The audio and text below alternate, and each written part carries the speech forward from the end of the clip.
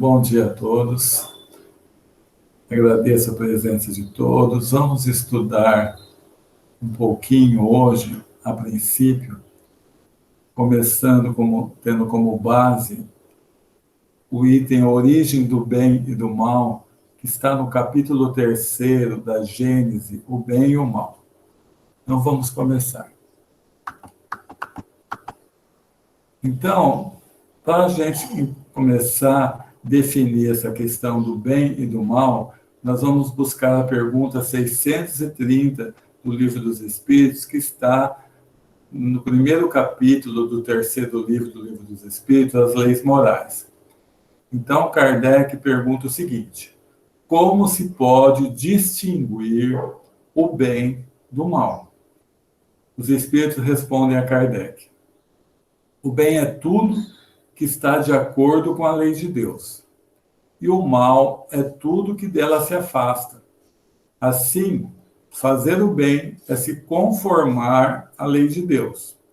Fazer o mal é infringir esta lei. Então, para nós estarmos fazendo o bem, nós devemos estar agindo de acordo com a lei de Deus. Aí sempre estaremos fazendo o bem. Sendo Deus o princípio de... Agora nós já entramos na Gênese. Sendo Deus o princípio de todas as coisas, e sendo esse princípio toda a sabedoria, bondade e justiça, nada pode produzir de insensato, mal e injusto. O mal que observamos não deve, pois, ter a sua fonte nele. É uma coisa assim muito lógica, né? Se Deus é infinito em todos os seus atributos, em todas as suas qualidades, logicamente, nada que venha de Deus pode ser mal.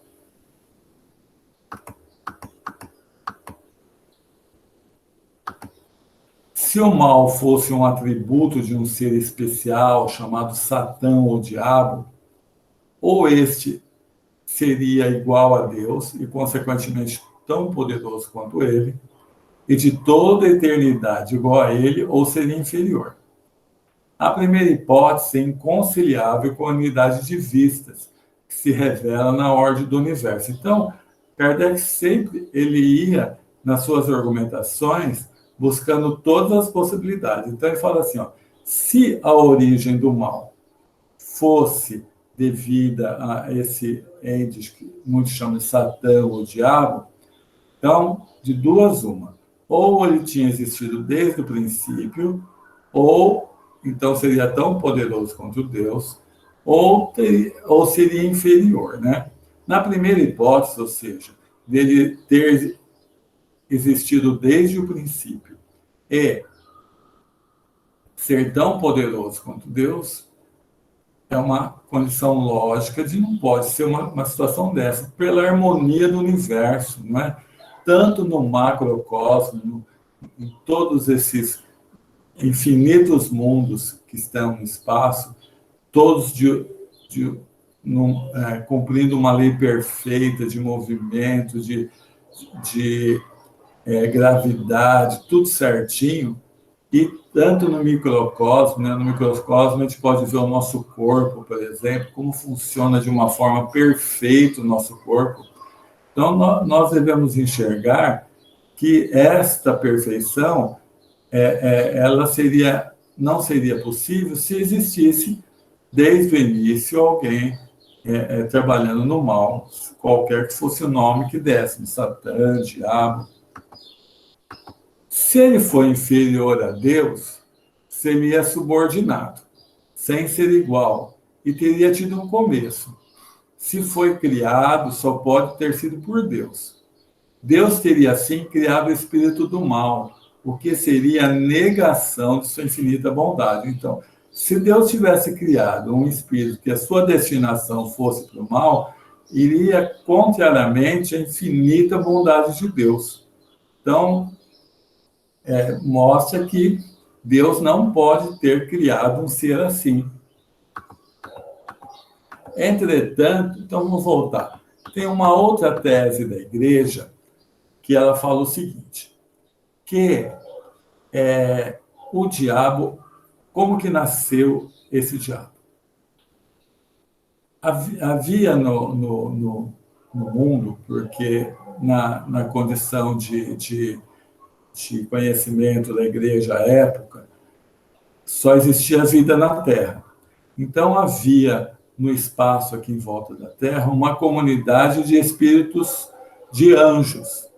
E esses anjos foram criados perfeitos, diferentes do homem que foi criado falível.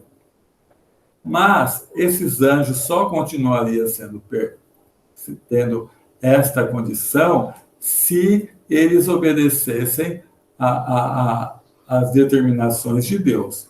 E uma delas foi que Deus colocou em Jesus um homem, não um anjo, o seu elemento de ligação diretamente com os homens.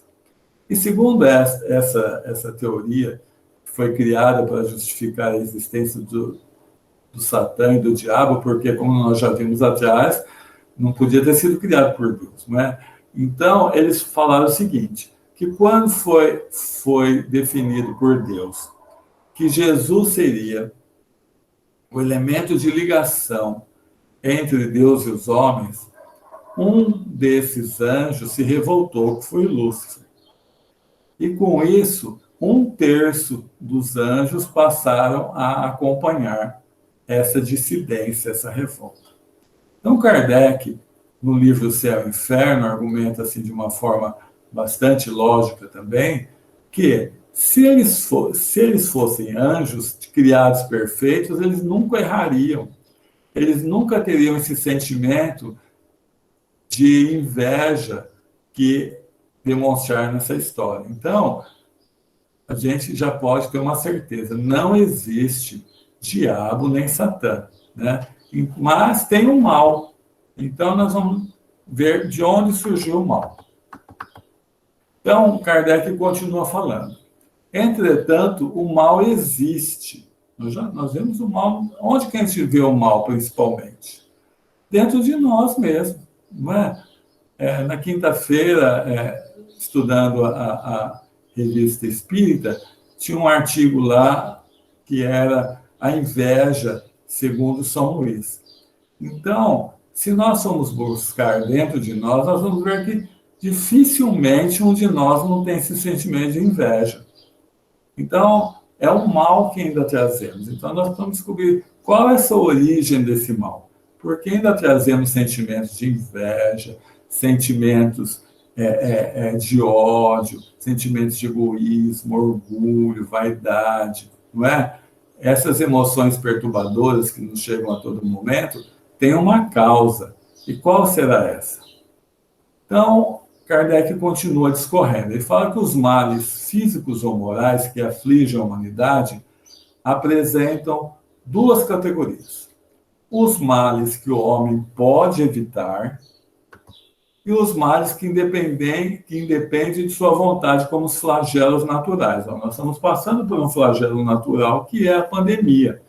Então, lógico que a gente tem que fazer tudo para que ela não se propague, usando máscara, mantendo o distanciamento, né? Mas algumas vezes, tem algumas pessoas que fizeram tudo certo e tiveram que ir no hospital fazer um procedimento e acabaram contraindo essa doença. Então, tem alguns males que independem de nossa vontade. O homem cujas faculdades são limitadas não pode penetrar o conjunto dos objetivos do Criador. Por isso, ele acha frequentemente mal e injusto o que acharia justo e admirável se lhe visse a causa, o objetivo e o resultado definitivo, que é essa questão dos flagelos, principalmente. Por quê? Os flagelos têm uma causa, que é, muitas vezes, de fazer a humanidade progredir bastante. Por quê? De uma hora para outra, ele muda uma quantidade grande de pessoas em determinado lugar, e ali vão nascer outras, e vai dar condição de o progresso surgir mais rápido. Como também, esses flagelos, eles vão estimular a inteligência do homem, Porque ao tentar combater os flagelos, ao tentar diminuir suas consequências, o homem desenvolve sua inteligência. É o que nós vemos agora também no caso da epidemia da Covid. Essa busca da vacina exigiu pesquisas, exigiu a inteligência de muitos cientistas no buscar a solução para esse problema tão grave. Então, essas pesquisas não são perdidas. Então, mesmo quando nós superarmos essa pandemia, esses conhecimentos já estão guardados. Uma próxima pandemia que possa existir, esses conhecimentos servirão já de anteparo para uma próxima situação que possa ocorrer. Devendo o homem progredir, os males aos quais está exposto são estimulantes para o exercício de sua inteligência, de todas as suas faculdades físicas e morais, que nós acabamos de ver. Esses males chegam até nós e nos estimulando a buscar as soluções, tiram-nos da zona de conforto, e com isso a gente sempre vai buscar uma solução para eles, desenvolvendo as nossas faculdades. E a dor é o aguilhão que impele o homem para frente no caminho do progresso. Então, a dor não é um mal. A dor, muitas vezes, nós já vimos quando estudamos Bem-aventurados aflitos, quando estudamos as aflições, que a dor ela tem diversos objetivos. Um é de nos alertar que estamos no caminho, que saímos do caminho de Deus. Então, toda vez que saímos do caminho da lei de Deus, que é o caminho do bem, a dor aparece como um aviso. De outras vezes, a dor aparece como esse aguilhão, do jeito que está a frase de Kardec, ou seja, com aquele cutucão que nos é dado para que a gente progrida, senão o nosso progresso seria muito retardado. E quanto mais rápido progredirmos, mais rápido seremos felizes. Então, algumas vezes a dor tem esse objetivo também. Mas os mais numerosos males são aqueles que o homem cria para si mesmo, pelos seus próprios vícios, aqueles que provêm do seu orgulho, do seu egoísmo, de sua ambição, de sua cupidez, de seus excessos em todas as coisas. Então, o mal que nós temos que tomar cuidado não é um mal que outras pessoas podem nos fazer.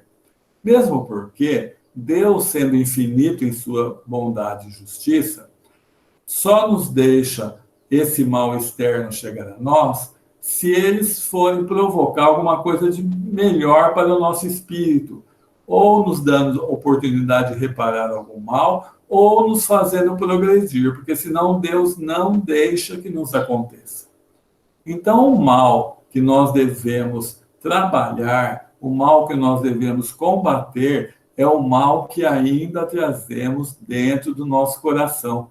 Aí está a fonte do mal. Então, vamos voltar àquela questão da inveja, né? A inveja, ela tem algumas filhas diletas, que são a fofoca, a intriga, né? A maledicência.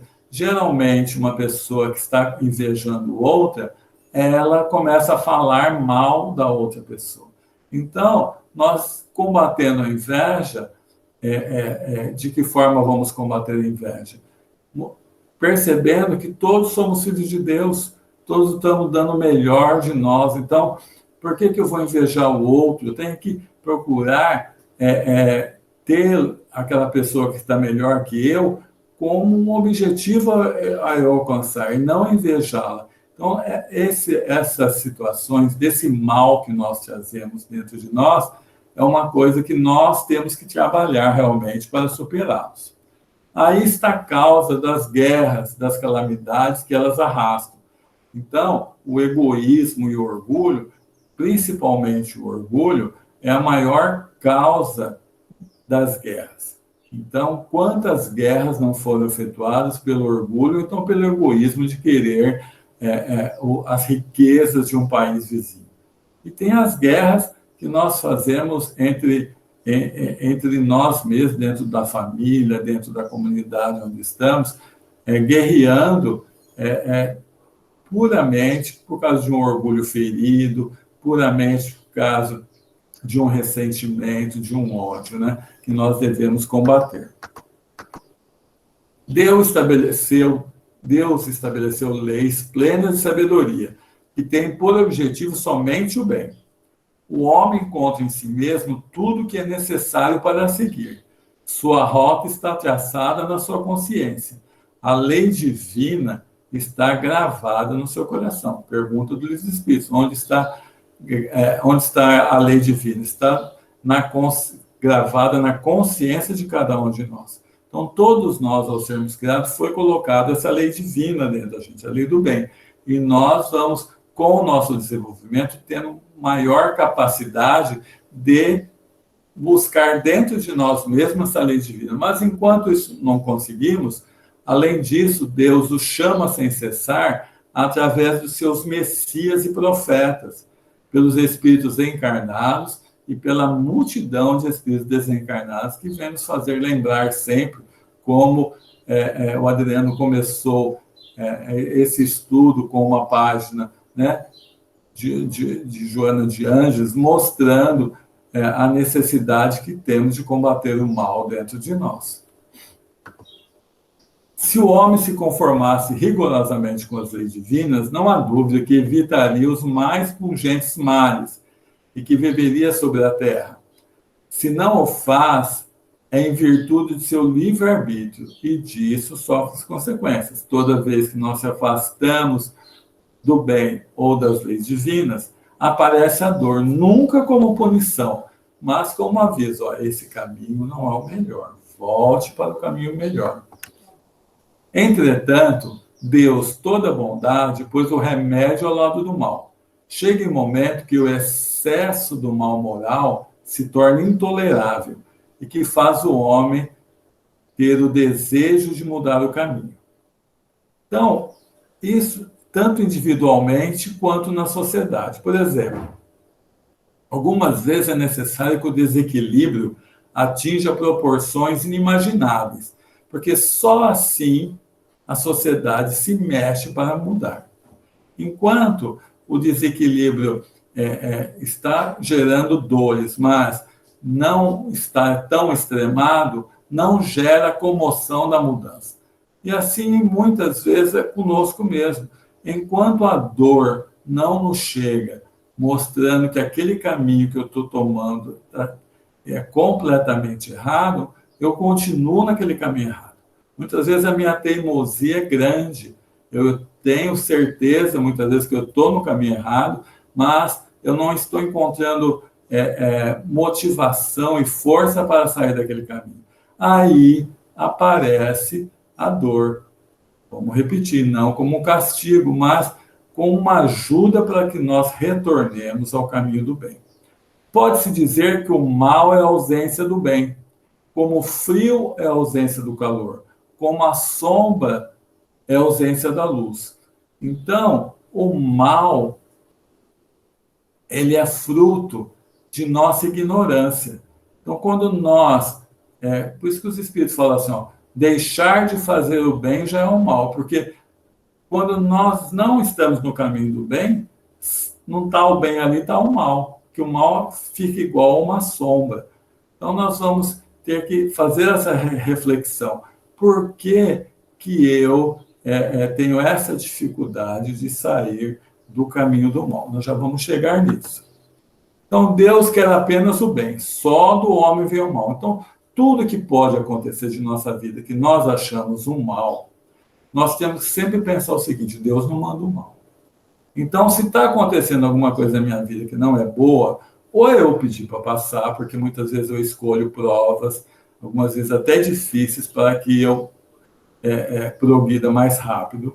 De outras vezes eu dei causa, nesta vida ou em outras, e não reparei pelo amor. Porque se eu tivesse reparado pelo amor, pelo bem, eu já teria me livrado dessas consequências. Mas eu não o fazendo, alguma coisa tem que acontecer para que eu limpe minha consciência, e muitas vezes é a dor. O mal sendo resultado das imperfeições do homem, e o homem sendo criado por Deus, dir-se-á, se Deus não criou pelo menos a causa do mal, se houvesse feito o homem perfeito, o mal não existiria. Então, é a lógica de muitas pessoas que muitas vezes não acreditam em Deus, porque eles falam que se existisse Deus, por exemplo, eu já vi pessoas falando, se existisse Deus, ele não deixaria Hitler viver, né? Porque ele sabia que, pela perfeição que ele é, que Hitler ia causar aquele mal que ele causou. Isso é falta de conhecimento da lei de reencarnação, né? Que sempre é nos dado novas oportunidades. E mais um conhecimento que falta, baseado na lei da reencarnação também, que Deus sempre usa o mal para gerar um bem. Então, nas situações de maior crueldade, de maior mal, ai por quem veio esse escândalo? Deus não precisava dele, mas Deus faz com que o fruto daquelas atitudes erradas que ele teve gere bem para aquele que está sofrendo, ou seja, aquele que está sofrendo vai progredir bastante pelas atitudes erradas que aquele primeiro fez. Mas, logicamente, ainda que Deus tenha utilizado desse mal para gerar um bem, aquele que gerou o mal vai ter que reparar se ele fez já tendo consciência de saber que não era bom. Deus quis que fosse submetido à lei do progresso e que esse progresso fosse o fruto do próprio trabalho. Por isso que Deus não nos criou perfeito, porque Deus podia nos criar perfeito. Sim, ele é onipotente, todo-poderoso, mas nós sabemos que uma pessoa que consegue uma coisa pelo seu próprio esforço valoriza muito mais do que se for dado para ela de mão beijada. Por exemplo, no lado material, uma pessoa que consegue coisas materiais pelo seu próprio trabalho tem muita maior satisfação naquilo do que se ela receber de presente como herança, por exemplo. Por quê? Porque aquilo que ela conseguiu pelo trabalho lhe dá um orgulho de ter trabalhado para conseguir aquilo. Uma satisfação, na verdade, a palavra melhor, de ter trabalhado para conseguir aquilo. Sendo que, se ela recebesse, assim como a gente chama de mão beijada, sem precisar se esforçar, ela não valorizaria tanto. Então, por isso que Deus, que nos ama bastante, quer-nos mais felizes e seremos muito mais felizes percebendo que o nosso progresso se deveu ao nosso próprio esforço de buscá-lo, com muita ajuda e muita ajuda mesmo de Deus.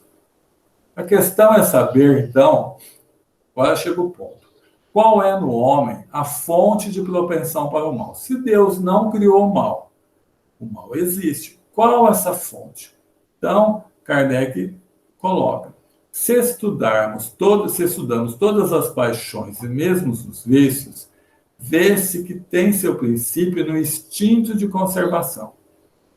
Esse instinto está com toda sua força nos animais e nos seres primitivos.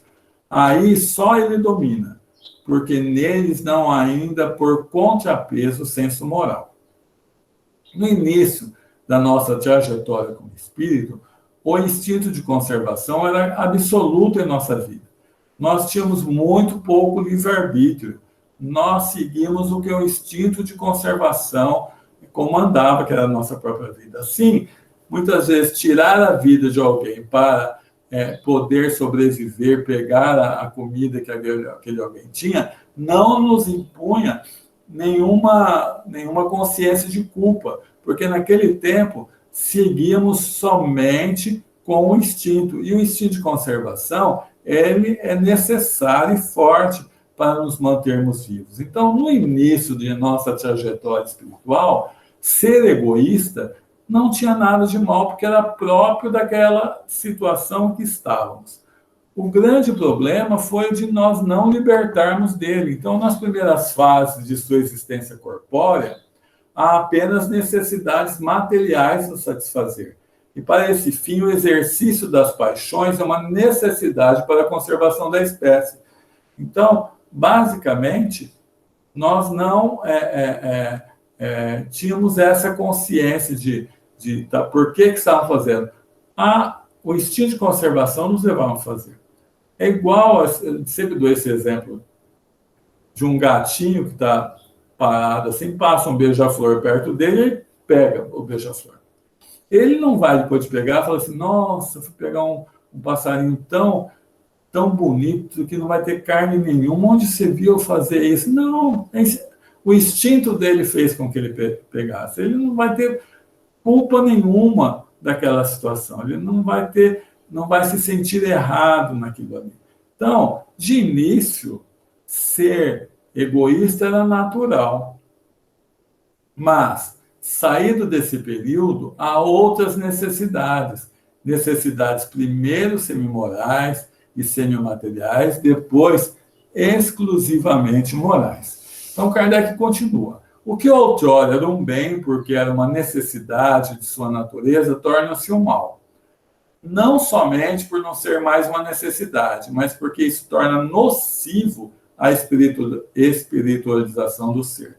Então, essa questão do instinto de conservação colocou em nós algumas coisas muito complicadas, como egoísmo, né? De querer só para nós, como orgulho de achar que somos melhores que outras pessoas, e a busca em nossa vida pelo ter, a busca em nossa vida pelo parecer, que é levado pela própria vaidade, orgulho, e a busca na nossa vida pelo poder.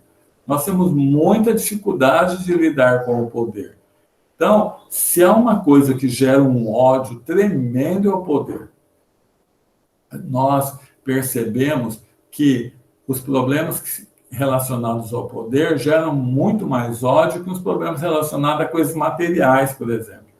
Então, isso que no começo era uma coisa natural, nós se prendemos tanto essa parte material que agora temos dificuldade de sair dela.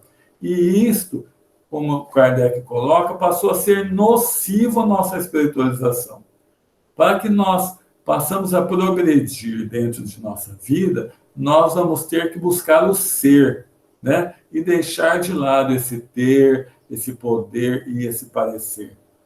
O mal, assim, é relativo e a responsabilidade proporcionada ao grau de adiantamento. Quanto maior for a nossa condição de entendimento, logicamente, maior será a nossa responsabilidade de não buscarmos o bem.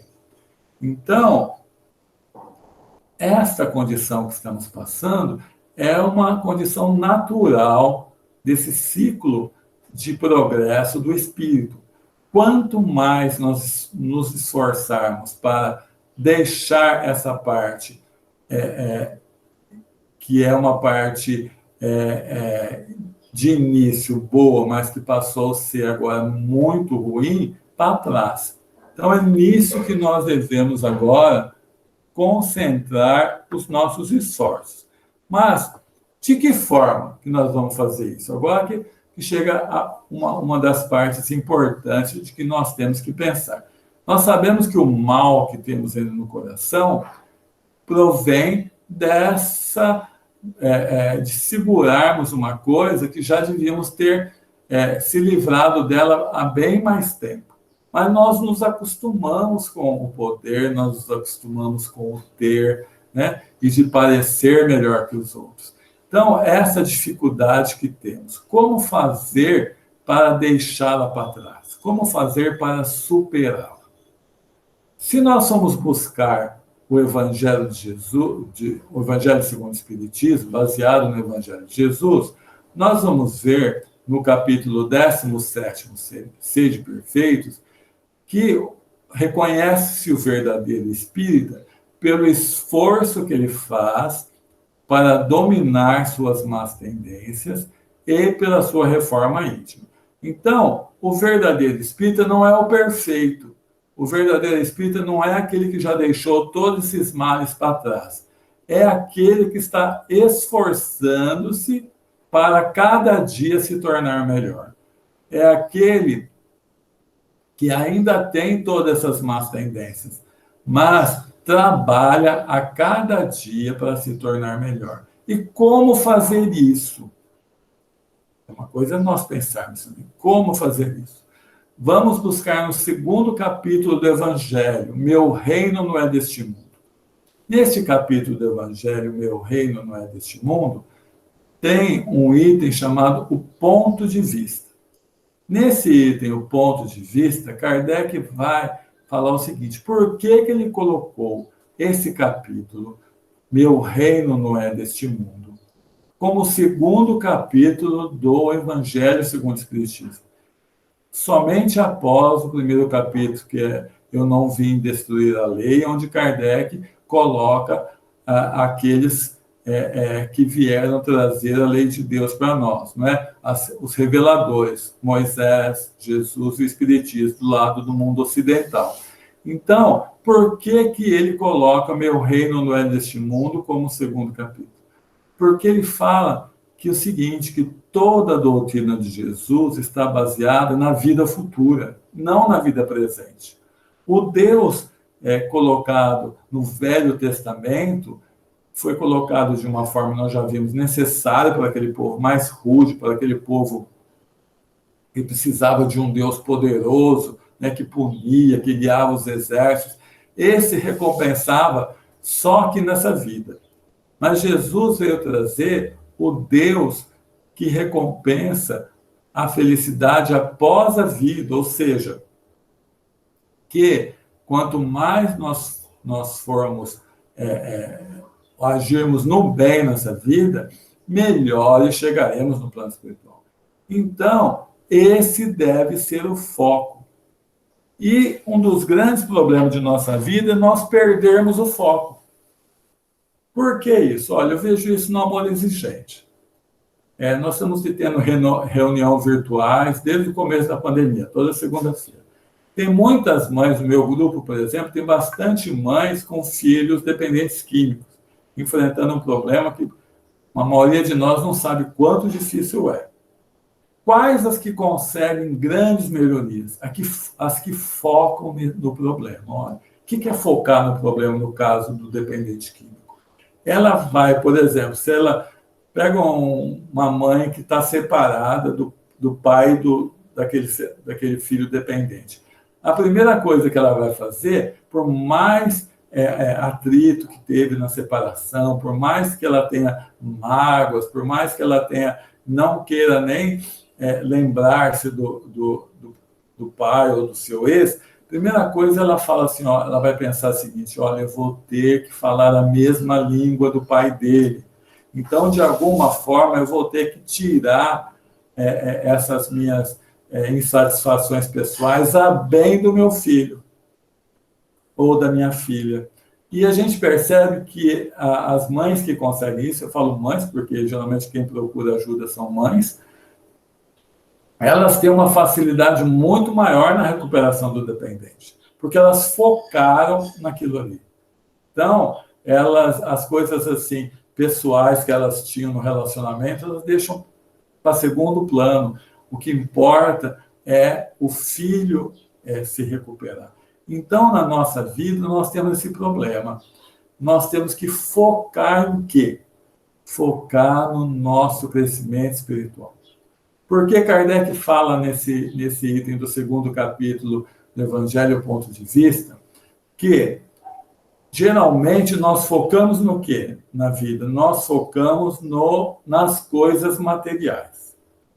Ao focarmos nas coisas materiais, muitas vezes nós conseguimos obtê-las, mas nós perdemos o objetivo de nossa vida, que é o crescimento espiritual.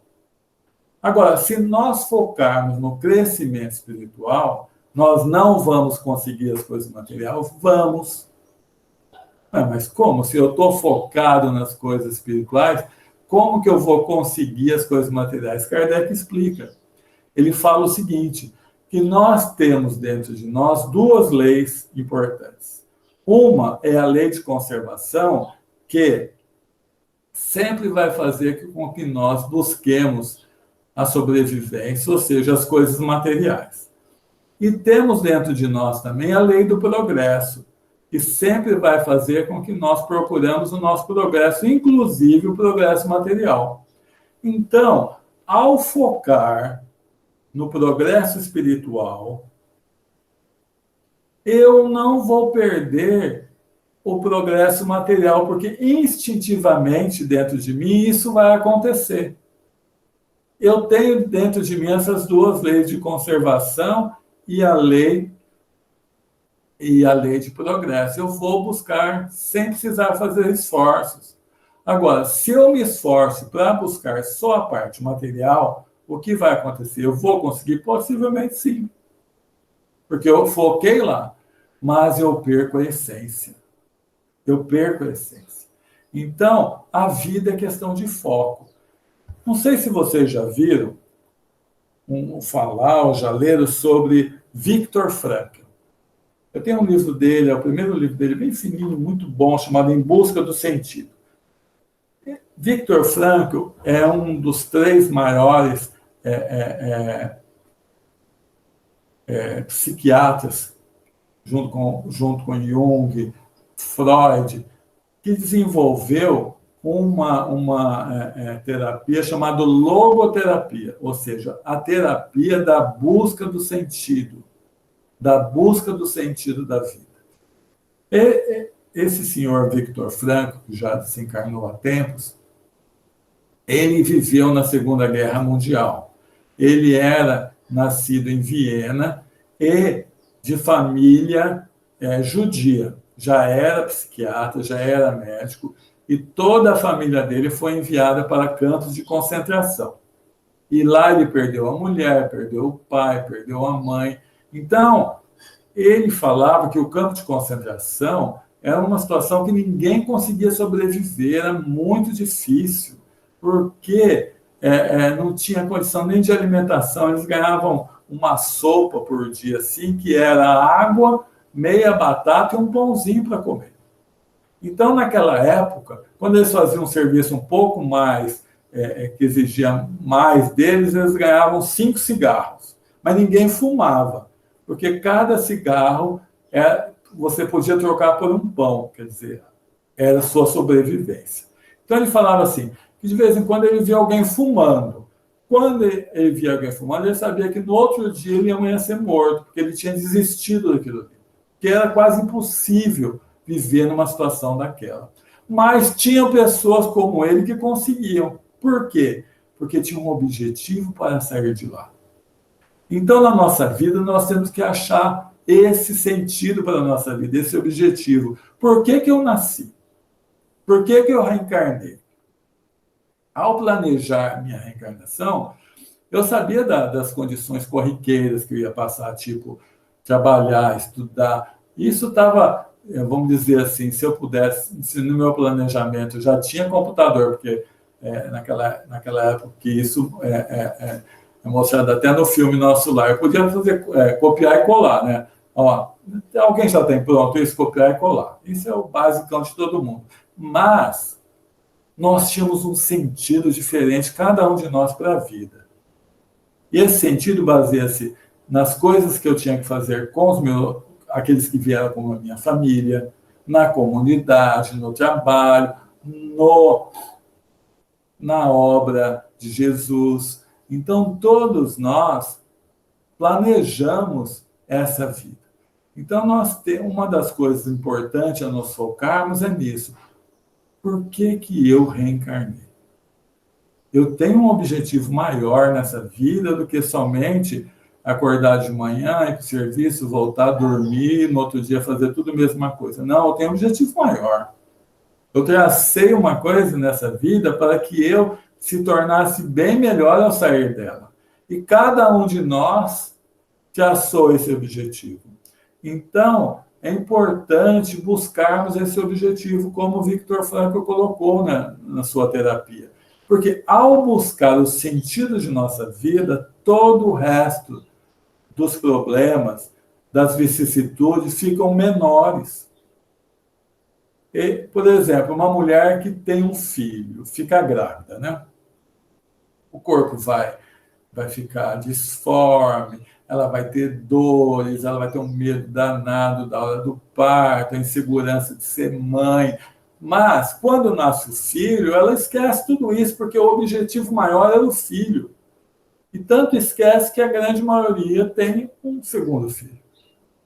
Então, deve ser assim em nossa vida também. Nós começamos a meditar porque nascemos.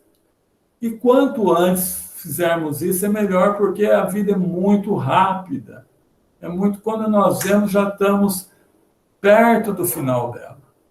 Então, é isso que nós devemos fazer, buscar entender o motivo para o qual nascemos. Então, se estamos passando por dificuldades, vamos ver qual o objetivo delas, por que elas apareceram em minha vida. Porque, como Deus não castiga, tudo tem um motivo bom. Então, se apareceu, é para que eu me torne melhor ao superá-la. Então, esse deve ser o objetivo em nossa vida. Então, as pessoas, voltando naquele caso que eu falei do amor exigente, as pessoas que conseguem um progresso melhor são aquelas que conseguem focar nesse objetivo. Então, tem muitas pessoas que chegam no espiritismo, como a grande maioria de nós, que acham o espiritismo fantástico, que adoram toda a filosofia, mas não introjetam em sua vida.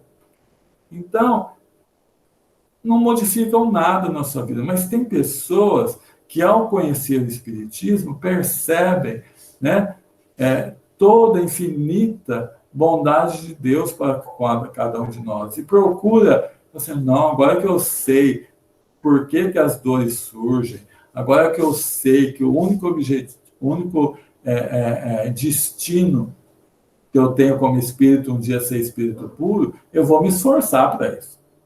As coisas da vida que acontecem com todos nós, as dores que aparecem para todos nós vamos começar a ver de uma forma não tão importante como nós vimos antes. Ou seja, importantes no sentido de nos tornarmos melhores, mas não tão agravantes para nos derrubar, para nos gerar ódio, ressentimento, inveja. Então, é muito importante nós buscarmos isso. É difícil isso? Por quê? Porque muitas vezes nós acostumamos com essa zona de conforto, de só estarmos ligados às coisas materiais. Isso nos está satisfazendo. Mas e ao chegarmos no plano espiritual e vermos o tempo perdido? Porque a grande perda de uma vida é o tempo jogado fora. Os erros, quando nós chegarmos no plano espiritual, os erros nós vamos sentir como uma tentativa de acertar. Nós não vamos ficar tão agoniados com o erro, mas sim com as oportunidades de bem que tivemos de fazer e não aproveitamos. Então é nisso, sem desespero, sem nos culparmos. Para trás não se muda nada, então não vou ligar porque eu fui para trás ou deixei de fazer para trás. Procurar, doravante, implementar na minha vida esse talento que eu tenho. E cada um de nós é original, cada um de nós tem um tipo de talento que pode desenvolver a bem dos outros. Será que nós estamos desenvolvendo esse talento ou deixamos, como na parábola dos talentos, enterrado para devolver para Deus do jeito que nós entramos nessa vida? É isso que nós temos que pedir. Eu estou falando com vocês, gritando para mim. Gritando, porque eu estou no Espiritismo desde os 18 anos. Eu estou no Espiritismo há mais de 40 anos. E o que eu melhorei? Muito pouco. Então, eu tenho que me esforçar para fazer com que essa melhora aconteça na minha vida. E eu agradeço muito de poder ter tido essa oportunidade de conversar com vocês. Muito obrigado. Agora eu passo para o Adriano para coordenar, se tiver alguma pergunta, se tiver alguém queira fazer alguma contribuição. Ok, Edson. Então, estamos abertos aí à participação de vocês. Alguma dúvida? Algum ponto que vocês querem ressaltar? A Adriana anotou aqui: o homem espalhou o vírus. Deus não teria o poder de impedir ou estava nos planos? Ótima pergunta. O Deus sempre tem total poder, né, Adriano? Mas ele usa o mal para o bem. Então, isto é um grande ensinamento para nós, né? Que estamos vivendo essa pandemia, que nossos atos afetam os outros. Então, ao não se precaver, ao não fazer o distanciamento, nós temos que pensar que nós estamos levando a doença para outra pessoa. Mas essa pessoa que passou por isso, é uma reflexão que nós temos que fazer. Deus deixou com que ela sofresse a maior consequência disso, sem que ela precisasse passar por isso? Não. Mas Deus não precisaria de nós.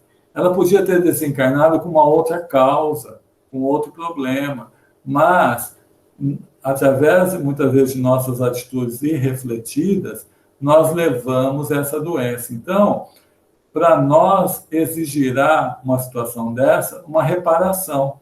Se nós já tínhamos condição de fazer o certo, vamos dizer que a pessoa, ainda isso dentro dela, ela não tem essa condição de ter essa reflexão de certo e errado, ela não vai se punir. Mas aqueles que já têm a condição de saber o que é certo e o que é errado, vão necessariamente ter que reparar, e o melhor modo de reparar é fazendo o bem. Então, Deus pode tudo, como nós falamos naquele caso do Hitler, não é? Tem pessoas que falam, se existisse Deus, ele teria providenciado a morte do Hitler de criança ainda. Mas Deus dá oportunidade para todos nós vivermos. E as consequências de nossos atos só chegam nas pessoas se, de alguma forma, esses nossos maus atos, né, vão gerar algum bem para ela. Porque os nossos atos bons sempre vão chegar nas pessoas. Não sei se eu expliquei, se alguém quiser complementar.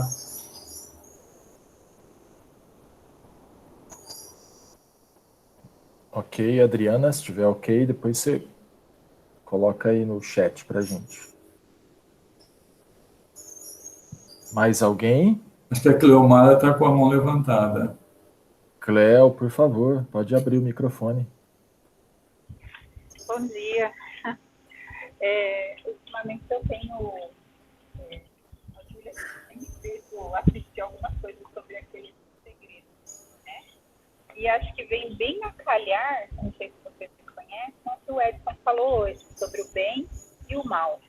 Aquilo que você pensa e deseja para você, para o bem, vai acontecer. E aquilo que você também pensa ou deseja para o mal, também não acontecer. Porque, segundo o livro, tá? Só estou complementando, que acho que tem alguma coisa a ver. Só que o universo, ele não consegue interpretar o que é bom e o que é ruim para você. Então, ele te traz, seja aquilo que você traz de bom ou então ele te saber o que você quer. Depois você tem que sentir aquilo com um profundo desejo de mudança para o bem. E aí você consegue aquilo que é bom para você. Entendeu? Então, acho que tem muito a ver com aquilo do bem e o mal. Né? Daquilo que você gosta, daquilo que você deseja para você como sentimento, e aquilo tudo, o universo todo, como uma energia, que ele diz assim, que a lei da atração acaba revertendo em relação a você. Acho que tem muito a ver com a questão do bem aí, né? Tudo conspira para você pro bem. Né? E às vezes a gente que acaba atraindo mal. É isso mesmo, Cleomar. Deus tem a certeza que nós um dia vamos ter a perfeição relativa, não é? Não só a perfeição total, porque é só Deus. Deus sabe que nós vamos se livrar desse apego que nós mantivemos do começo das nossas encarnações, e a gente fala assim, que Deus não tem pressa. Não é que ele não tem pressa, é lógico que Deus quer que nós sejamos felizes o quanto antes, mas ele sabe que isso vai acontecer, né? Então, ele nos manda oportunidades de fazer o bem todos os dias.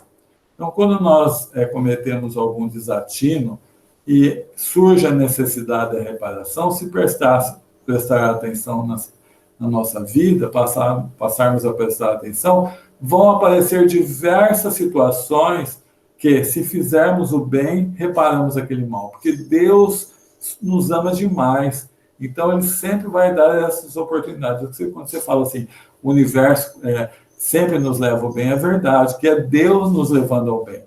Então, nas pessoas que cometem os maiores desatinos, Deus vai dar a oportunidade delas repararem, de crescerem e fazer o bem a partir disso. Muito obrigado, Cleomar.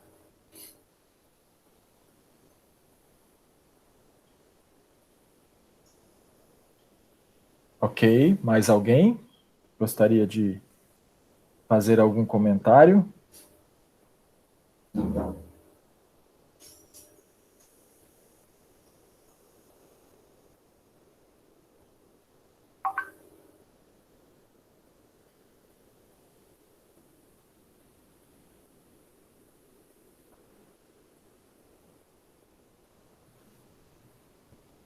Temos mais alguns minutos. São 10 horas e 54 minutos. Dá para a gente conversar um pouquinho mais.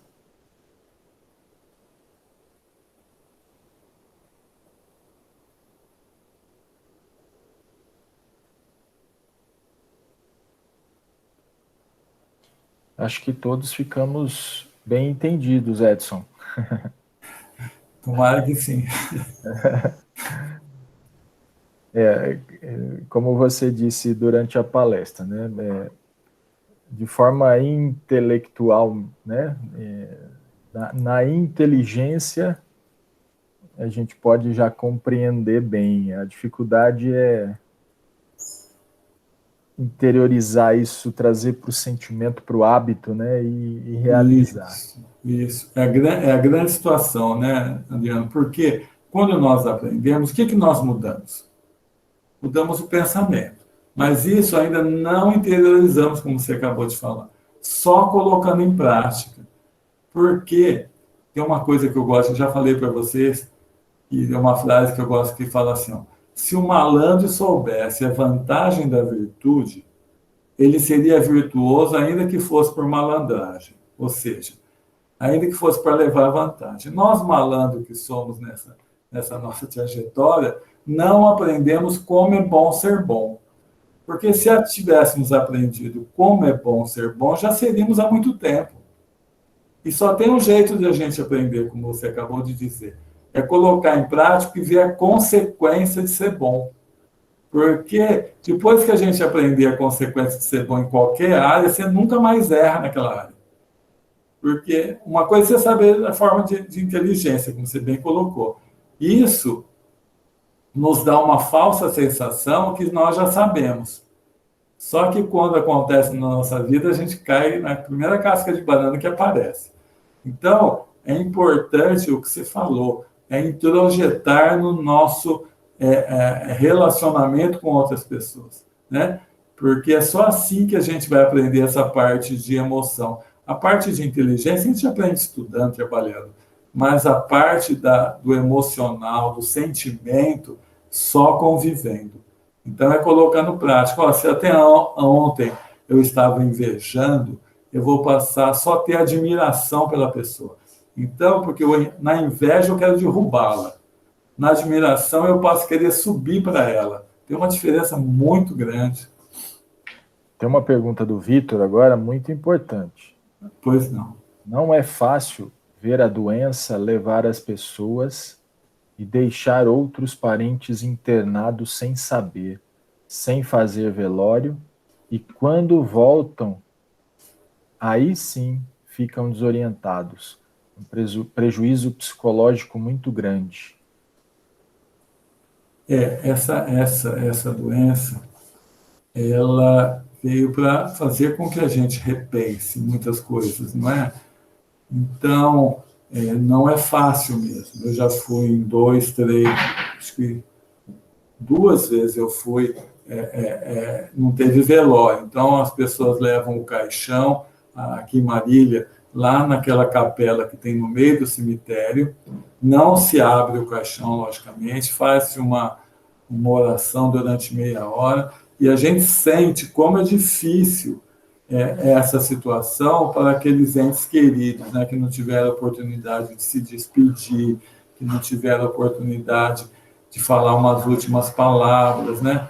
Mas nós temos que usar essa pandemia para nos tornar melhores, para nos aumentar nossa compaixão, do jeito que o Vitor falou, nessa dificuldade, né? De nós termos mais compaixão com uma família que está passando por isso, né? De nós termos, aumentarmos o nosso grau de sensibilidade para a dor do outro. Porque é incrível isso, né? Mas a gente percebe que nós, muitas vezes, só tomamos ciência do potencial de dor dessa pandemia quando ela chegou junto a um ente querido nosso.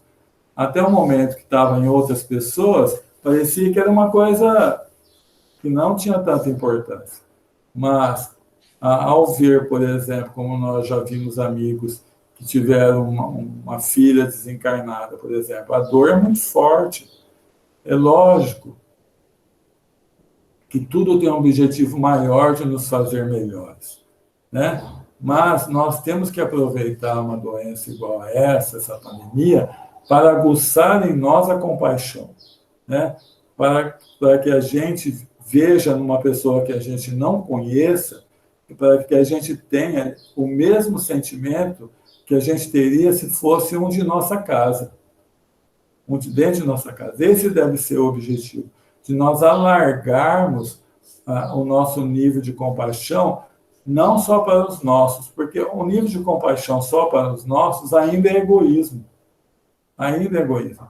Só nós começarmos a sentir a dor do próximo, principalmente quando o próximo não tem ligação nenhuma com a gente, é que nós vamos realmente estar exercendo essa qualidade assim tão preciosa, que eu admiro muito quem a tem forte, que é a compaixão, né?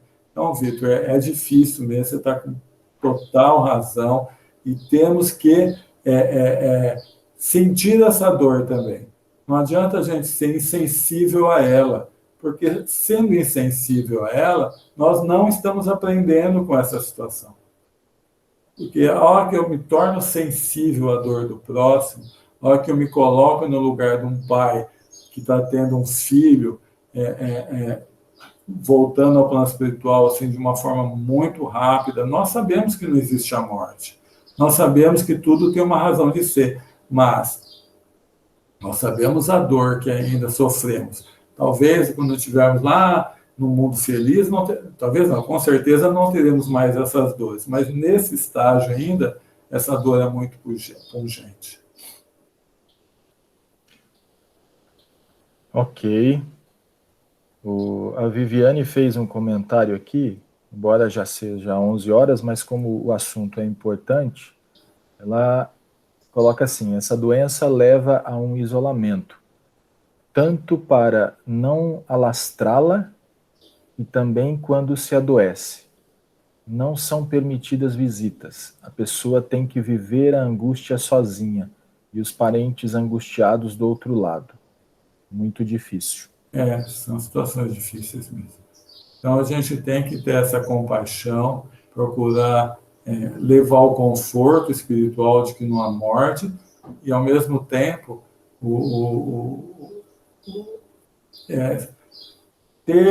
sentir um pouco essa dor que o outro está passando, né? Porque, senão, o que vai adiantar na nossa vida ter passado por uma pandemia igual a essa, se nós não se tornarmos mais sensíveis, né? À dor do próximo. Exato. Bom, eu gostaria de deixar eu assisti um filme no Netflix esta semana, acho que 2 semanas atrás, um filme que chama Paulo de Tarso, não sei se vocês já assistiram. É o Apóstolo Paulo, se eu não me engano. Um filme muito interessante, eu gostei. E no final ele deixa uma mensagem, o Paulo, né, deixa uma mensagem que eu até anotei, eu escrevi, eu queria ler rapidinho aqui, são algumas que fala do nosso ponto de vista em relação à vida, que tem tudo a ver, né, que o Edson colocou para a gente, como que a gente encara a vida, né, como que a gente se concentra naquilo que é importante ou não. Ele fala assim, ó, você já velejou? Ele está conversando com um grande na hierarquia lá do Império Romano. Você já velejou? Fala assim, imagine-se olhando para aquele vasto mar diante de você. Imagine, né, aquele mar enorme, aquele oceano. Aí você se baixa, põe a mão na água e traz a mão cheia de água até você. É como se a gente fosse fazer aquele movimento para beber. Imediatamente, quando a gente traz a mão da água com a água cheia, a água começa a escorrer por entre os seus dedos até a mão ficar vazia. Essa água é a vida do homem. Do nascimento à morte, ela está sempre escorrendo pelas nossas mãos até que ela se esvai por completo. E junto com ela vai tudo o que nos é caro neste mundo. Porém, o reino de Deus para o qual eu vivo, ele deixa a mensagem, é como o resto da água do mar, é o oceano todo. O homem vive por aquele punhado de água que escorre pelos seus dedos. Mas aqueles que seguem Jesus vivem para aquela imensidão do oceano. Olha que mensagem profunda que eu queria compartilhar com vocês.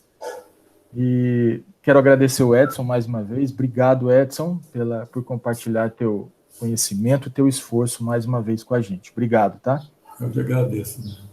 E agradecer também a todos que participaram, né, as famílias no domingo de manhã aqui vinculadas ao Jesus de Nazaré. Muito obrigado.